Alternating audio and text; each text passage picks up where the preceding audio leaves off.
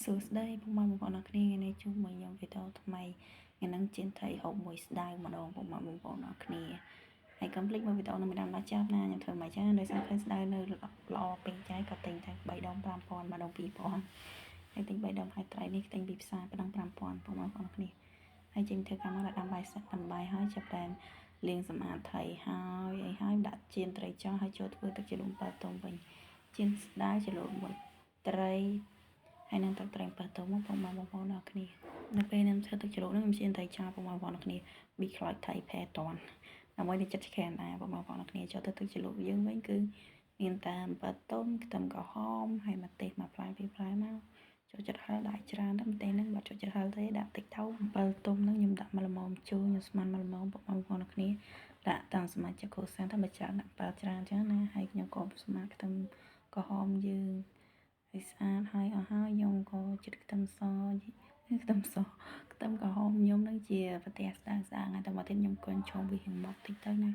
ពុកម៉ែបងប្អូនអរគ្នាបន្តពីខ្ញុំច្រាំខ្ទឹមក្រហមរៀងមកតិចហើយខ្ញុំក៏ហាន់ម្ទេសយើងតូចវិញដូចគ្នាពុកម៉ែបងប្អូនអរគ្នាហើយតមកទៀតខ្ញុំក៏ដាក់ទៅមួយខាងផងដែរហើយបើទុំខ្ញុំដាក់ម្លេចមកល្មមហើយទឹកត្រីខ្ញុំប្រើ5ស្ពាបាយពុកម៉ែបងប្អូនអរគ្នាហើយពុកម៉ែបងប្អូនគ្នាផ្ទះមានទឹកត្រីម៉ាក់ណាប្រើម៉ាក់ហ្នឹងទៅណាហើយតែខ្ញុំមានឧបករណ៍អញ្ចឹងហើយវាប្រែអញ្ចឹងហើយខ្ញុំក៏លះអ៊ីថែមទឹកសយើងធម្មតា2 3ស្ពាបាយតាមនឹងទៅណាពុកម៉ែបងប្អូនអរគ្នាហើយខ្ញុំក៏កូរច្បង7យើងនឹងមកស្ទុះទៅណាហើយខ្ញុំក៏ដាក់ប៊ីចេងស្ករប៊ីចេងនេះចាក់ជ្រុលឲ្យមកធំពេកហើយដាក់តាកន្លះទេហើយទៀតមកវិញហើយស្ករប្រើកន្លះស្ព្រីដូចគ្នាពុកម៉ែបងប្អូនអរគ្នាដោយសារជាងប្រើគ្រឿងច្រើនដិតចឹងណាបងប្អូនគ្នាបានឆ្ងាញ់ហើយខ្ញុំក៏កោច្បល់វាតាមហ្នឹងណាហើយបន្តមកទៀតខ្ញុំក៏ថាអែមចាក់ដូចជាតាមក្រហមយើងមាញ់ហើយនឹងម្ទេសយើងចូលហើយក៏ច្បល់វាទៅហើយ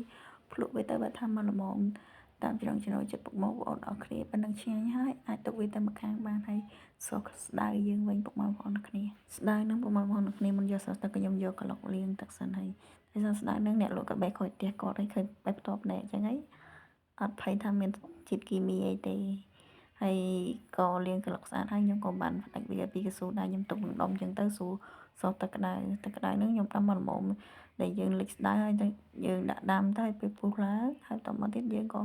សោះស្ដៅនឹងទៅបងប្អូនអរគ្នាសោះតែមកផ្លែបានហើយបើសិនជាមកបងប្អូនខ្លាចល្វីអញ្ចឹងសោះយូរគួរសមក៏បានដែរខ្ញុំសោះតែមកល្មមទេគាត់អាចជ្រលក់វីបជោគស្ដៅយើងសោះស្ដៅអស់ហើយក៏ខ្ញុំលើកឡើងហើយស្ដៅយើងគឺសោះបានប៉ុណ្ណេះឯងបងប្អូនអរគ្នាតែប៉ុណ្្នឹងទៅយើងអាចដកវារៀបចំដាក់ចាន